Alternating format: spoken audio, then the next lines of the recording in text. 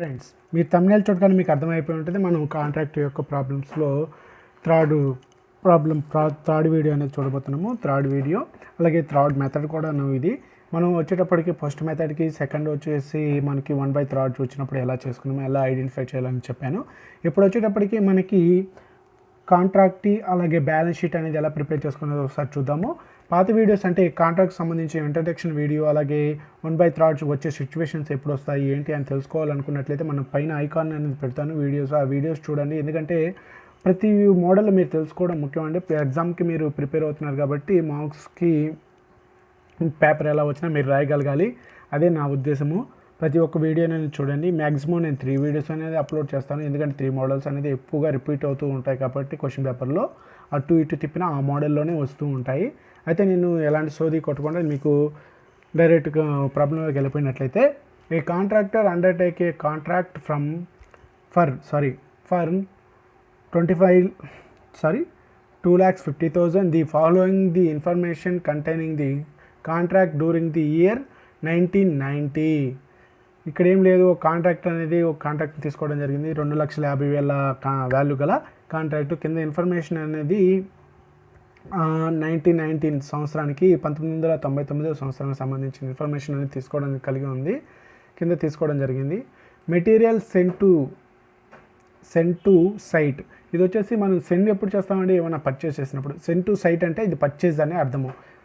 Material purchase చేసామని అర్థము. 85,349 రూపీస్కి పర్చేజ్ చేసాం. అలాగే వేజెస్ వచ్చేసి 74,375 ఏదో ఉంది అమౌంట్. అలాగే ప్లాంట్ ఇన్స్టాలిటీ ఎట్ సైట్. ఇప్పుడు ప్లాంట్ కొన్నాం కదా, ఆ ప్లాంట్ ఇన్స్టాలేషన్కి పెట్టిన కాస్ట్ వచ్చేసి 15,000. ఇవి వచ్చేసి ఎక్కడ వస్తాయి, డెబిట్ వైపున వస్తాయి. మనకి కాంట్రాక్ట్ అకౌంట్స్లో వచ్చేసి ఇది డెబిట్ వైపున మెటీరియల్స్ కానీ ఏజెస్ కానివ్వండి, ఇన్స్టలేషన్ కానివ్వండి మనకి డెబిట్ వైపునే వస్తాయి. అలాగే డైరెక్ట్ ఎక్స్పెన్సెస్ కూడా మనకి డెబిట్ వైపునే వస్తాయి. ఎస్టాబ్లిష్మెంట్ ఛార్జెస్ కూడా మనకి డెబిట్ వైపునే వస్తాయి. తర్వాత వచ్చేసి మెటీరియల్ రిటర్న్ టు స్టోర్స్ వచ్చేసి మనకి క్రెడిట్ వైపున రావడం జరుగుతుంది. 49 రూపీస్. కొంచెం స్పీడ్గా వీడియో చేసే లోపల ఫ్లో అనేది అటు ఇటు పోతూ ఉంది. ఇక్కడ వచ్చేసి వర్క్ సర్టిఫైడ్ వచ్చేసి మనకి వాల్యూ అనేది ఇవ్వడం జరిగింది. అంటే డైరెక్ట్ వాల్యూ అనేది ఇవ్వడం జరిగింది కాబట్టి మనం క్యాలిక్యులేట్ చేయాల్సిన అవసరం లేదు. కానీ దీన్ని యూజ్ చేసుకొని ఒక వర్క్ అని చేస్తూ ఉంటాము. అదేంటో మీకు తెలుసు కదా. మనము ప్రాఫిట్ అండ్ లాస్ అకౌంట్కి ఎంత అమౌంట్ పంపించాలనే ఉద్దేశంతో ఒక పర్సంటేజ్ అంటే ఒక పోర్షన్ కనుక్కోవాలి కదా, దానికి యూజ్ చేస్తాము. అదేవిధంగా cost of work not certified. ఇంతకుముందు వీడియోస్లో చూసినట్లయితే మనకి వర్క్ సర్టిఫైడ్ వచ్చేది. ఇప్పుడు నా వర్క్ నాట్ సర్టిఫైడ్ కూడా అమౌంట్ అనేది ఇవ్వడం జరిగింది, 4,500. అలాగే మెటీరియల్ సైట్ ఆన్ 31/12/1990. ఇది వచ్చేసి ఆ ఇయర్ ఎండింగ్కి సైట్లో ఉన్న, అంటే మనం కాంట్రాక్ట్ చేసే బిల్డింగ్ ఎక్కడైతే కన్స్ట్రక్షన్ చేస్తున్నామో ఆ ప్రదేశంలో ఉన్న మెటీరియల్ వాల్యూ వచ్చేసి ఇంత ఉందండి, 1,883 రూపీస్. అలాగే వేజెస్ అక్వైర్డ్ అంటే December 31/12/1919కి కొన్ని వేజెస్ అనేది అక్వైర్ అయ్యాయి, అంటే క్రియేట్ అయ్యాయి. అవి ఎంత ఉన్నాయంటే 2,640 రూపీస్ అండి. ఇక్కడ ప్రింటింగ్ అనేది డార్క్గా పడింది, ఒకరు గమనించుకోవాలి. 40 అండి ఇది. అలాగే క్యాష్ ఇష్యూడ్ ఫ్రమ్ కాంట్రాక్టీ. ఇప్పుడు ఎవరైతే మనకి కాంట్రాక్టర్ అనేవాళ్ళు కాంట్రాక్టీ నుంచి, అంటే ఎవరైతే కాంట్రాక్ట్ ఇస్తారో మనకి వాళ్ళని కాంట్రాక్టీ అంటాము. కాంట్రాక్టీ నుంచి మనీ రిసీవ్ చేసుకున్నాము. ఏంటంటే 1,80,000 అమౌంట్ అనేది రిసీవ్ చేసుకున్నాము. అలాగే వాల్యూ ఆఫ్ ప్లాంట్ వచ్చేసి ఇయర్ ఎండింగ్ వచ్చేసి మనకి ఎంత ఉంది, 11,000 అనేది అమౌంట్ అనేది ఉంది. ఇవన్నీ ఇన్ఫర్మేషన్ మనం ప్రాబ్లంలోకి వెళ్ళినప్పుడు ఎలా వేయాలి, ఎక్కడ వేయాలి అని ఒకసారి గమనించుకుందాము. తర్వాత వచ్చేసి prepare the contract account and the contractee account and show how the working process will appears in the balance sheet of the contractor on 31/12/1990. ఇక్కడ ఏం లేదండి, కాంట్రాక్ట్ అకౌంట్ చూపించమంటున్నారు, కాంట్రాక్టీ అకౌంట్ అని చూపించమన్నారు. అలాగే working in progress will be appears in balance షీట్లు ఎలా చూపిస్తారో చూపించండి contractor అకౌంట్స్లో year ending అని చెప్తున్నారు. తర్వాత మనం ఇక్కడికి వచ్చేటప్పటికి డెబిట్ సిఆర్ ఖచ్చితంగా పెట్టండి. నేను ప్రతి వీడియోలో మర్చిపోతూ ఉన్నాను. ప్రిపేర్ చేసేటప్పుడు నేను పెడుతున్నాను, కానీ ఆ కార్నర్స్ అనేవి స్కానింగ్ చేసేటప్పుడు కనిపించట్లేదు. కొంచెం చిన్నగా పెడుతున్నానేమో. ఇక్కడ చూడండి, నేను పెడుతున్నాను, పోతున్నాయి అవి, స్కానింగ్ ప్రాబ్లము. మనం టైటిల్ అనేది రాసుకుంటాము, contract account for the year ending 31/12/1990. ఏంటి బ్రో ఒకే ఇయర్ అనేది ఉంది, మీకు గుర్తుంటుందని ఒకే ఇయర్ పెట్టాను బ్రో, అది ఎప్పుడైనా మారుతూ ఉంటుంది. డేట్ మీరు ఏ డేట్ వేస్తే ఆ డేట్ వేయండి. అలాగొచ్చేసి డెబిట్ అండ్ క్రెడిట్ వేసుకున్నాం, పర్టికులర్స్ అమౌంట్ అనేది వేసుకున్నాము. తర్వాత వచ్చేసి material send to the site అని పర్చేస్ చేసాం బట్టి 85,349 అనేది ఉంది కదా, అమౌంట్ అనేది ఇక్కడ తీసుకొచ్చేసుకున్నాము. ఏజెస్ వచ్చేసి 74,000, ఇక్కడ చూడండి 74,375 అనేది అమౌంట్ తీసుకున్నాం. దీంట్లో వచ్చేసి ఇయర్ ఎండింగ్కి మనకి కొంచెం వేజెస్ అనేది క్రియేట్ అయ్యాయి, అక్వైర్డ్ అయ్యాయండి. అక్వైర్ అయినా క్రియేట్ అయినా కొంచెం అయ్యాయి. వాటిని ఇక్కడ మనం యాడ్ చేసుకోవాలి. ఈ రెండింటికి వచ్చేటప్పటికి ఏమైనా మధ్యలో అయినట్లయితే ఇక్కడ 2,640 అనేది అరేంజ్ వచ్చింది కాబట్టి దానికి యాడ్ చేసినట్టయితే 77,015 రూపీస్ అనేది రావడం జరిగింది మనకి ఏజెస్కి సంబంధించి అమౌంట్.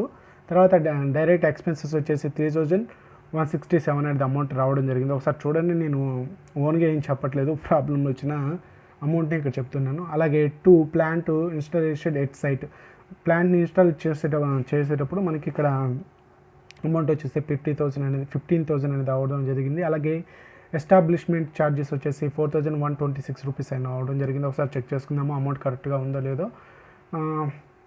ఎస్టాబ్లిష్మెంట్స్ ఛార్జెస్ ఓకే కరెక్ట్గానే ఉన్నాయి, 26 రూపీస్.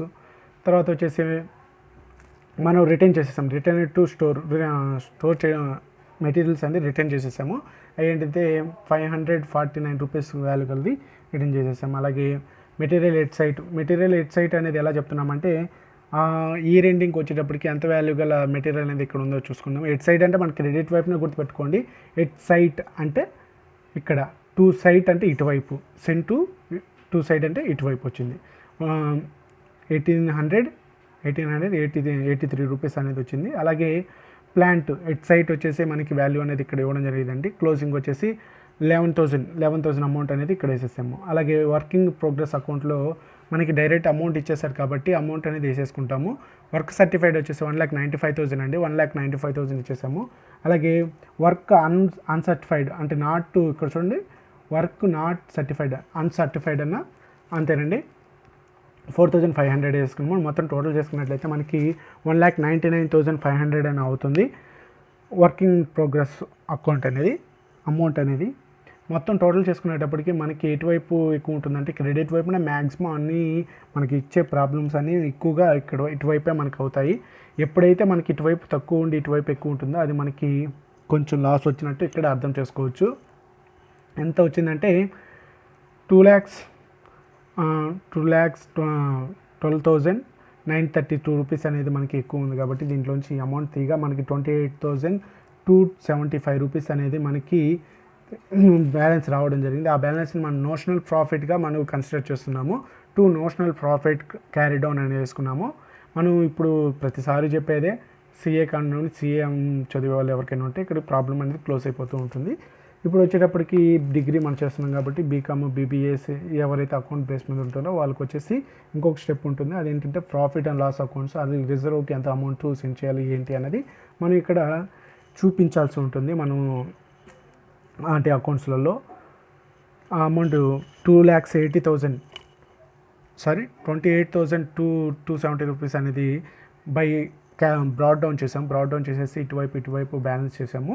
ఇప్పుడు ఇక్కడ క్యాల్కులేట్ చేయడం మాత్రం స్టార్ట్ చేయాలండి. మనం ఎలా చేయాలి ఏంటి అని చూద్దాము. మన కాంట్రాక్ట్ వాల్యూ వచ్చేసి 15 lakhs అండి. 15 lakhsలో హాఫ్ అమౌంట్ వచ్చేసి ఒకసారి చూద్దాము. మన కాంట్రాక్ట్ అమౌంట్ వచ్చేసి 2,50,000, 2,50,000 దాంట్లో 50% అంటే 1,25,000 వస్తుంది. దాంట్లో 50% అంటే 50% అంటే 1,25%, 25% అంటే 62,500 అనేది రావడం జరుగుతుంది. అయితే ఇది ఏ పర్సంటేజ్లో ఉంది అంటే 50 నుంచి 90%లో ఉందా, లేకపోతే 25 నుంచి 50% లోపల ఉందా అనేది క్యాలిక్యులేట్ చేయాలంటే ఈ రఫ్ వర్క్ అనేది మీరు పక్కన చేసుకోండి, ఎందుకంటే హెల్ప్ అవుతూ ఉంటుంది. Work certified by contract price. Work certified ఎంత అండి 1,95,000 బై కాంట్రాక్ట్ ప్రైస్ ఎంత అండి 2,50,000 ఇంటూ 100 చేసినట్లయితే 78% అనేది రావడం జరిగింది. ఇది వచ్చేసి 50% నుంచి 90% ఉంది కాబట్టి మనం ఇక్కడ 2/3 పోర్షన్ని తీసుకొని మనం ఇక్కడ చేయడం జరుగుతుంది. ఇది గుర్తుపెట్టుకోవాలి. ప్రతి ప్రాబ్లంలో నేను ఎక్స్ప్లెయిన్ చేస్తూ వస్తున్నాను డిఫరెంట్గా ఎలా వస్తాయి ఏంటి అనేది.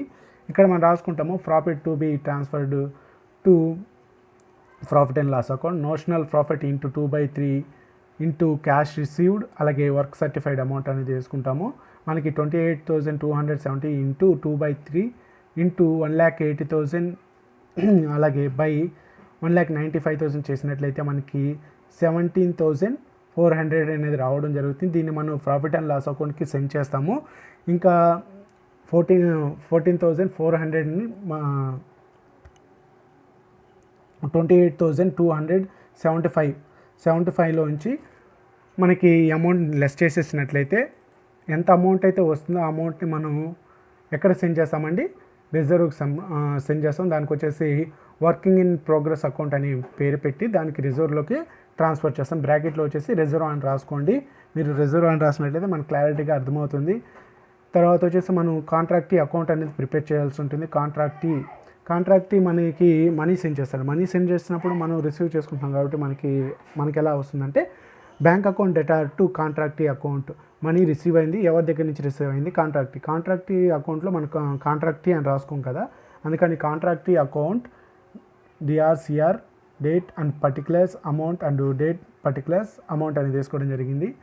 మనకి కాంట్రాక్టీ అకౌంట్ వేస్తున్నాం కాబట్టి కాంట్రాక్టర్ అకౌంట్లో కాంట్రాక్టీ అకౌంట్ వేస్తున్నాం కాబట్టి కాంట్రాక్టీ ఎక్కడున్నాడో క్రెడిట్ వైపు ఉన్నాడు. క్రెడిట్ వైపుకున్న ఆపోజిట్ ట్రాన్సాక్షన్ని మనం ఇటువైపు వేసుకుంటాం కాబట్టి బై బ్యాంక్ అకౌంట్ వచ్చేసి 1,80,000 వేసుకున్నాము. ఇంకా ట్రాన్సాక్షన్ ఏం చేయలేదు, అందుకని 1,80,000 క్లోజ్ చేస్తున్నాము. 31st అంటే ఆ ఇయర్కి మొత్తానికి అప్పుడు చేశాడు.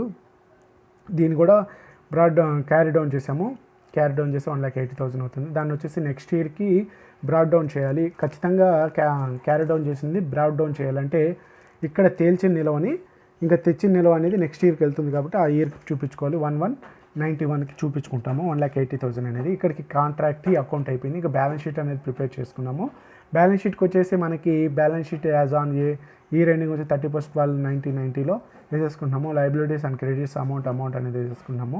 ఇక్కడ వచ్చేసి మనకి అసెట్ వైపున వర్కింగ్ ఇన్ ప్రోగ్రెస్లో వచ్చేసి వర్క్ సర్టిఫైడ్ వచ్చేసి 1,95,000 అలాగే వర్క్ అన్సర్టిఫైడ్ వచ్చేసి 4,900 యాడ్ చేసుకున్నట్లయితే మనకి 1,99,500 అనేది రావడం జరుగుతుంది. అలాగే లెస్ రిజర్వ్, మనం రిజర్వ్కి ఏమైనా సెండ్ చేస్తున్నట్లయితే రిజర్వ్కి ఇక్కడ సెండ్ చేసాం కదా, ఈ అమౌంట్ని లెస్ చేసుకుంటాము. లెస్ చేసినట్లయితే మనకి 1,88,225 రూపీస్ అనేది రావడం జరుగుతుంది. లెస్ క్యాష్ రిసీవ్డ్, మనం క్యాష్ రిసీవ్ చేసుకున్నాం కదా, ఆ అమౌంట్ని లెస్ చేసినట్లయితే 8,620 రూపీస్ అని అవుతుంది. ఇది వర్క్ ఇన్ ప్రోగ్రెస్ అమౌంట్ అండి.